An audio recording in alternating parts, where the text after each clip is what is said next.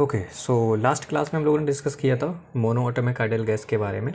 उसमें बहुत सारे कॉन्सेप्ट पढ़े थे related to internal energy, work done और स्पेसिफिक हीट कैपेसिटी के बारे में फॉर डिफरेंट प्रोसेस। जैसे कि कह सकते हो कि at constant pressure, at constant volume पे भी हम लोगों ने एक्सप्रेशन निकाला था, रिलेशन भी निकाला था, और कुछ एडियाबैटिक प्रोसेस में जो रिलेशन था उनमें के बीच में वो भी हम लोगों ने देखा था। अब हम लोग बात करते हैं डायटोमिक आइडियल गैस के बारे में कि मान के चलो मोनोएटॉमिक की जगह डायटोमिक वाला क्वेश्चन आ गया, तो उसके लिए हमको कैसे डील करना है। और न्यूमेरिकल प्रॉब्लम के साथ साथ कॉन्सेप्ट्स हमको कुछ सीखने के लिए हम लोग थोड़ा सा कुछ डिफाइन कर लेते हैं इनिशियल जो भी सिचुएशन है। लाइक दिस कि एक आपका 3D कंटेनर है आपका जिसका वॉल्यूम B है, और उसमें हम लोगों ने डायटोमिक आइडियल गैस फिल्ड की है, और जो आपके उसमें नंबर ऑफ मॉलिक्यूल्स बोलूँ तो वो n रखे गए, और हर एक मॉलिक्यूल्स का मास m1 है।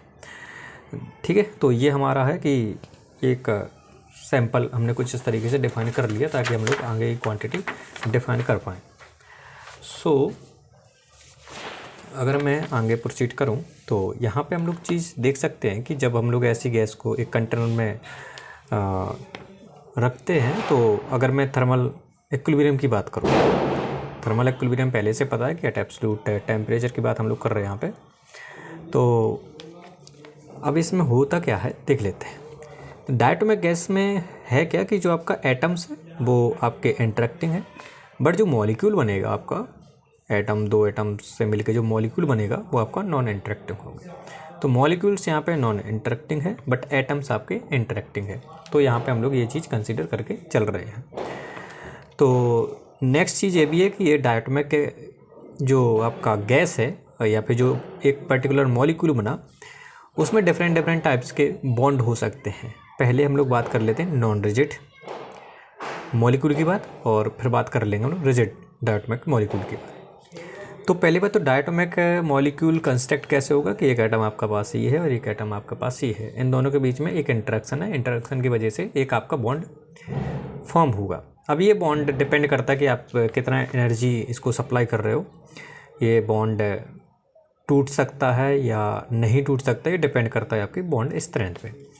तो पहले तो हम लोग कॉन्सेप्ट डिलीवर कर रहे हैं नॉन रिजिड के लिए। तो नॉन रिजिड डायटोमिक मॉलिक्यूल के लिए हमने कुछ इस तरीके से डिफाइन किया है कि अगर मैं डिग्री ऑफ फ्रीडम की बात करूं ऐसे सिस्टम के लिए जिसमें हम लोगों ने non rigid diatomic ideal gas filled की है, तो उसमें जो डिग्री ऑफ फ्रीडम आएगी ड्यू टू ट्रांसलेशन वो आएगी 3, कि ये जो मॉलिक्यूल है वो आपका 3 पर्टिकुलर एक्सेस में ट्रांसलेट हो सकता है।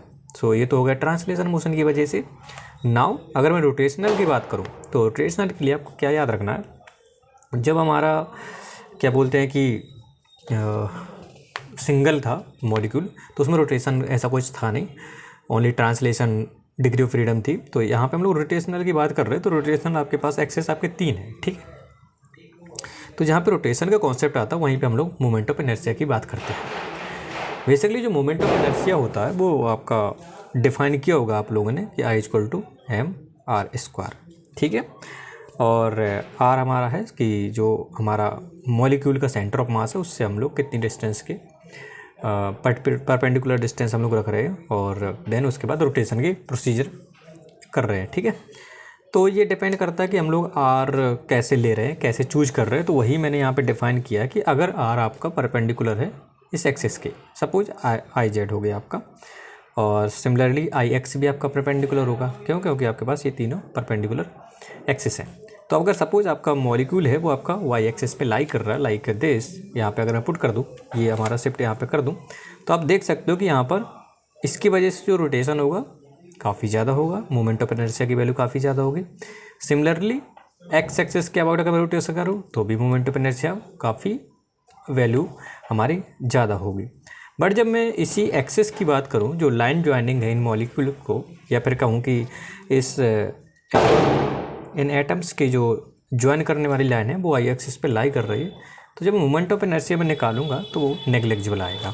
क्यों? क्योंकि ऐसा होता है क्योंकि जो एटम का साइज़ है वो हम लोगों ने कंसिडर किया था पॉइंट साइज, और अगर पॉइंट साइज है, अगर मैं रोटेशन की बात करता हूँ तो जो सेंटर ऑफ मास से इसकी जो डिस्टेंस आएगी परपेंडिकुलर डिस्टेंस वो नेग्लिजिबल आएगी। इस वजह से जो अबाउट द लाइन ज्वाइनिंग जो मोमेंट ऑफ इनर्शिया है यहाँ पर वो हमारा 0 है। सो आप देख सकते हो कि यहाँ पे हम लोग जो रोटेशन की प्रोसीजर है वो सिर्फ हम लोग 2 एक्सिस के अबाउट कर सकते हैं। तो रोटेशन हमारा एक जेड एक्सिस के अबाउट है और एक एक्स एक्सिस के अबाउट है, जिस वजह से यहाँ पे जो डिग्री ऑफ फ्रीडम आया वो हमारा 2 आया। अब हमारे क्या है कि नॉन रिजिड डायटोमिक है और वैसे होना तो चाहिए था हमारे पास, जैसे एक्सिस हमारे पास कितनी है 3 है और जो टोटल आपकी डिग्री ऑफ फ्रीडम होगी वो हमारी 6 होगी। तो आपके पास यहाँ से देखने के से पता चल पा रहा है कि 3 हमारा ट्रांसलेशन की वजह से है, 2 हमारा रोटेशन की वजह से है, तो बचा हुआ 1 किसकी वजह से होगा, वाइब्रेशन की वजह से। क्यों? क्योंकि यहाँ पे नॉन रिजिड है तो यहाँ पे वाइब्रेशन का भी फैक्टर इंक्लूड होगा। तो ड्यू टू वाइब्रेशन मोशन यहाँ पे एक डिग्री ऑफ फ्रीडम इंक्लूड होगी। तो इस वजह से हमारी जो टोटल डिग्री ऑफ फ्रीडम होगी वो हमारी कितनी होगी, 6 होगी। Got it? तो ये हमारा केस है नॉन रिजिड का।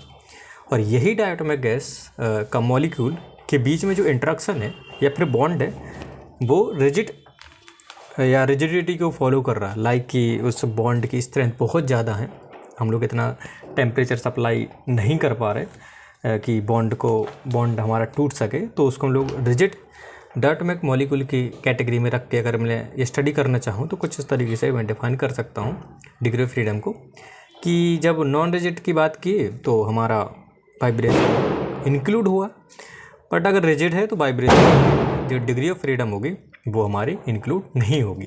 तो इस वजह से जो टोटल डिग्री ऑफ फ्रीडम होगी सिस्टम की कितनी होगी, 5 होगी, जिसमें से 3 जो होगी वो ड्यू टू ट्रांसलेशन और 2 ड्यू टू रोटेशन होगी। तो इस तरीके से हमको डिग्री ऑफ फ्रीडम का कॉन्सेप्ट समझ में आना चाहिए फॉर डायटोमिक आइडियल गैस के लिए। तो रिजिड का केस याद रखना और नॉन रिजिड का, दोनों में डिग्री ऑफ फ्रीडम का फैक्टर भी आपको पता होना चाहिए कि ट्रांसलेशन में कितनी डिग्री ऑफ फ्रीडम है, रोटेशनल मोशन में कितनी है और वाइब्रेशन में कितनी है। यहाँ पे वाइब्रेशन 0 होगा क्योंकि रिजिड है, तो यहाँ पे नॉन 0 होगा और डिग्री ऑफ फ्रीडम 1 इंक्लूड होगी। ठीक है, तो ये तो बात हो गई हमारी डायटोमिक का, जो सिंपल सा कॉन्सेप्ट पहले से पता होना चाहिए था, वो चीज़ हम लोगों ने डिस्कस कर ली है। नाउ अब हम लोग प्रोसीड कर रहे हैं थोड़ा सा एक न्यूमेरिकल प्रॉब्लम के ऊपर, ताकि हमारा और कॉन्सेप्ट क्लियर हो जाए। बात कर रहे हैं हम लोग लीनियर हार्मोनिक ऑसिलेटर की। लीनियर हार्मोनिक ऑसिलेटर में जो हमारा हैमिल्टोनियन है कुछ इस तरीके से हम लोग डिफाइन करते थे। और अब क्वेश्चन में पूछा गया कि अगर हैमिल्टोनियन आपको पता है तो आपको टोटल इंटरनल एनर्जी बताइए सिस्टम की। अब आपको मालूम है कि मैंने इक्विपार्टीशन थ्योरम में भी आपको डिस्कस किया था कि अगर हैमिल्टोनियन गिवन है सिस्टम का और इंटरनल एनर्जी अगर पूछा जाए तो कैसे डिफाइन करते हैं, देखते हैं। तो इक्विपार्टीशन थ्योरम में बताया जाएगा कि हैमिल्टोनियन में अगर क्वाड्रेटिक टर्म प्रेजेंट है तो हर एक क्वाड्रेटिक टर्म की वजह से हमारा जो काइनेटिक एनर्जी या फिर थर्मल काइनेटिक एनर्जी में जो कंट्रीब्यूशन आएगा वो हाफ केवीटी आएगा हर एक क्वाड्रेटिक टर्म से। तो यहाँ पर आप लोग देख सकते हो कि जो आपका क्वाड्रेटिक टर्म से एक मोमेंटम की वजह से और एक आपका पोजीशन की वजह से, सिर्फ एक्स एक्सिस, एक एक्सिस की बात कर रहे हैं तो हम लोग सिर्फ अलॉन्ग एक्स एक्सिस यहाँ पर प्रेजेंट है। तो यहाँ से आप लोग चीज़ देख पा रहे हो कि total number of quadratic terms कितने हमारे 2 है। तो अगर मैं इसमें इंटरनल एनर्जी की बात करूँ तो हाफ KBT इंटू 2 आ जाएगा, तो टोटल आ जाएगा वो KBT। ठीक है, ये तो हो गया हमारा ड्यू टू क्वाड्रेटिक टर्म्स का जो हम लोगों ने एप्लीकेशन देखा था, या इक्विपार्टीशन थ्योरम की वजह से जो हम लोग देखा था क्वाड्रेटिक टर्म प्रेजेंट है तो हम लोग इंटरनल एनर्जी कैसे फाइंड आउट करते हैं। अब वही चीज़ हम लोग देख लेते हैं थोड़ा सा डिग्री ऑफ फ्रीडम की वजह से। ठीक है, तो अब यहाँ पे हम लोगों ने देखा लीनियर हार्मोनिक ऑसिलेटर है, मतलब लीनियर है तो सिर्फ हमारे पास जो डिग्री ऑफ फ्रीडम है वो हमारी 1 है। ठीक है, सिर्फ एक ही डायरेक्शन में अलॉन्ग द एक्स एक्सिस, तो डिग्री ऑफ फ्रीडम कितनी है, 1 है। और मैंने ये भी बताया था कि सिस्टम में जितनी भी डिग्री ऑफ फ्रीडम होगी हर एक डिग्री ऑफ फ्रीडम की वजह से कंट्रीब्यूशन जो होगा थर्मल काइनेटिक एनर्जी में वो कितना होगा, हाफ KBT। तो यहाँ से जो आपकी काइनेटिक एनर्जी निकली वो हाफ KBT आई। ठीक है, अब सिस्टम की इंटरनल एनर्जी अगर फाइंड आउट करनी है तो काइनेटिक एनर्जी पता होना चाहिए, साथ साथ क्या होना चाहिए पता, पोटेंशियल एनर्जी। तो पोटेंशियल एनर्जी हम लोग निकालेंगे इससे वीरियल थ्योरम से। तो वीरियल थ्योरम में क्या बताया गया था कि B डायरेक्टली प्रोपोर्शनल टू या फिर average of B directly proportional to R⁻n+1। तो यहाँ पे आप लोग देख सकते हो R क्या है, X है, X की पावर कितनी है 2, तो n+1 की वैल्यू कितनी है 2। तो यहाँ से n+1 की वैल्यू 2 है और काइनेटिक एनर्जी का एवरेज पता है, तो मैं पोटेंशियल एनर्जी का भी एवरेज निकाल सकता हूँ लाइक दिस। सो यहाँ से जो पोटेंशियल एनर्जी का एक्सप्रेशन निकल के आया एवरेज, वो निकल के आया हाफ KBT एट जैसा हमारा काइनेटिक एनर्जी का था। सो यहाँ से टोटल इंटरनल एनर्जी कितना हो जाएगा, काइनेटिक प्लस पोटेंशियल, ये हो जाएगा हाफ के टोटल के। तो डिग्री ऑफ फ्रीडम की वजह से भी हमारा वही सेम एक्सप्रेशन आया। और जो इक्विपार्टीशन थ्योरम में हम लोगों ने जो सेकंड पॉइंट पढ़ा था क्वाड्रेटिक टर्म्स की वजह से, वहाँ पे भी हम लोगों ने क्या देखा कि सेम एक्सप्रेशन के आया। और अगर सिस्टम की इंटरनल एनर्जी पता है तो मैं आराम से क्या निकाल सकता हूँ, हीट कैपेसिटी। तो यहाँ से आप लोग देख सकते हैं heat capacity at constant volume, तो हमारी आ जाएगा del U upon del T. तो यहाँ से कितना आ जाएगा, के बी आ जाएगा। तो ये हमारा डिफाइन हो गया फॉर लीनियर हार्मोनिक ऑसिलेटर के लिए इंटरनल एनर्जी और हीट कैपेसिटी के बारे में। ठीक है, तो यहाँ पर हम लोग स्टॉप करते हैं। नेक्स्ट लेक्चर में हम लोग थोड़ा सा और टर्मोलॉजी देख लेंगे और फॉर डिफरेंट सिस्टम के लिए, या फिर अगर आप थोड़ा सा पेशेंस रखें तो 2 मिनट का लेक्चर है वो भी कंप्लीट कर लेते हैं इसी में। हाँ, तो मैंने क्या किया कि वन डायमेटिक एक मॉलिक्यूल लिया डायटोमिक आइडियल गैस का। अब ये मैंने इसको 2 भागों में बांटा, एक नॉन रिजिड है और एक रिजिड है। ठीक है, तो इसको समराइज कर रहा हूँ मैं। तो नॉन रिजिड में जो डिग्री ऑफ फ्रीडम आई थी वो ड्यू टू ट्रांसलेशन 3 आई थी, रोटेशनल की वजह से 2 और वाइब्रेशन की वजह से 1 आया था। ठीक है, अब आप लोग यहाँ पे एक चीज़ देख सकते हो कि जो आपकी ट्रांसलेशन और रोटेशन की वजह से काइनेटिक एनर्जी में कंट्रीब्यूशन आएगा, जो वाइब्रेशन की वजह से होगा वो आपकी काइनेटिक एनर्जी भी देगा कंट्रीब्यूशन और पोटेंशियल एनर्जी में भी कंट्रीब्यूशन देगा। तो ये जो मोशन है आपकी different translation, rotation and vibration, इनका कंट्रीब्यूशन कुछ इस तरीके से कैटेगराइज किया गया है। ट्रांसलेशन और रोटेशन मोशन की वजह से कंट्रीब्यूशन आएगा काइनेटिक एनर्जी में, और जो वाइब्रेशन मोशन है वो कंट्रीब्यूट करेगा काइनेटिक एंड पोटेंशियल एनर्जी में। सो ये डिग्री ऑफ फ्रीडम हम लोगों ने दोनों सिस्टम में देखा था कि नॉन रिजिड है तो हमारा कुछ इस तरीके से डिफाइन है, और रिजिड है तो हमारा सिर्फ और सिर्फ ट्रांसलेशन और रोटेशन की वजह से होगा। अब अगर मैं एक मॉलिक्यूल की बात करूं तो उनमें जो आपका इंटरनल एनर्जी होगा एक मॉलिक्यूल के लिए, तो 3 मतलब ओबियसली हर एक डिग्री ऑफ फ्रीडम की वजह से आपका हाफ केवीटी कंट्रीब्यूशन होगा इंटरनल एनर्जी में। तो हमने वही डिफाइन किया कि 3/2 केवीटी आएगा ट्रांसलेशन से, 2 इंटू हाफ केवीटी आएगा रोटेशन से, और केवीटी आएगा आपका वाइब्रेशन से।